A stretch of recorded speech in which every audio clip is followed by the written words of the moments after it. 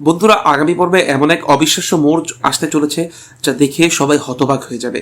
এতদিন ধরে উজির বিরুদ্ধে কঠোর অবস্থান নেওয়া নিশাই শেষ মুহূর্তে এমন একটি সিদ্ধান্ত নেবে যা পুরো পরিকল্পনাকে বদলে দেবে।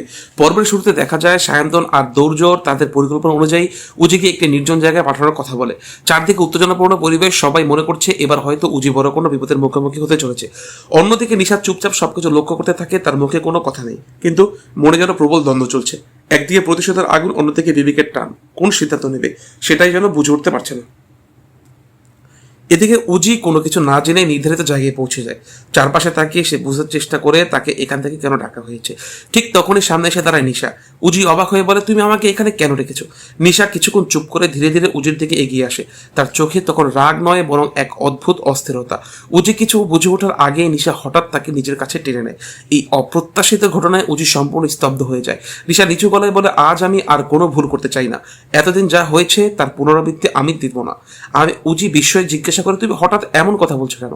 নিশার চারদিকে একবার তাকিয়ে ফিসফিস করে বলে, এখানে দাঁড়িয়ে কথা বলা নিরাপদ নয়, আমাদের এখনই এখান থেকে চলে যেতে হবে। উজি আরো অবাক হয়ে যায়। সে বুঝতে পারে নিশা যেন এমন কোনো সত্য জানে যা এখনো কেউ জানে না। ঠিক সেই মুহূর্তে দূরে কয়েকজনের ছায়া দেখে যায়। মনে হয় কেউ তাদের দিকে এগিয়ে আসছে।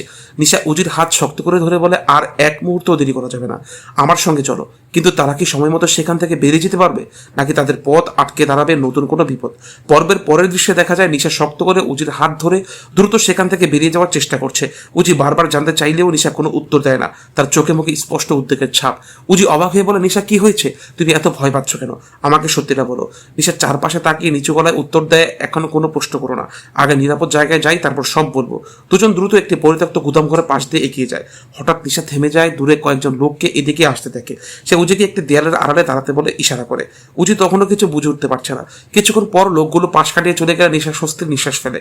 সে ধীরে ধীরে উজির দিকে তাকিয়ে বলে, আমি আর কাউকে অন্ধভাবে বিশ্বাস করতে পারছি না। এমন কিছু পরিকল্পনা চলছে যার মধ্যে তোমাকে জড়িয়ে ফেলার চেষ্টা করছে, তাই আমি চাইনি তুমি কোনো ফাঁদে পা দাও। উজি বিস্মিত হয়ে জিজ্ঞাসা করে, তাহলে এতদিন তুমি আমার সঙ্গে যে ব্যবহার করলে? নিশা মাথা নিচু করে বলে, অনেক ভুল করেছি, কিন্তু আজ অন্তত আরেকটা ভুল হতে দিতে চাইনি। উজি কিছুক্ষণ চুপ থেকে বলে, তাহলে আমাদের এখন কি করা উচিত? নিশা উত্তর দেয়, প্রথমে আসল সত্যিটা জানতে হবে, না হলে কেউই নিরাপদ থাকবো না।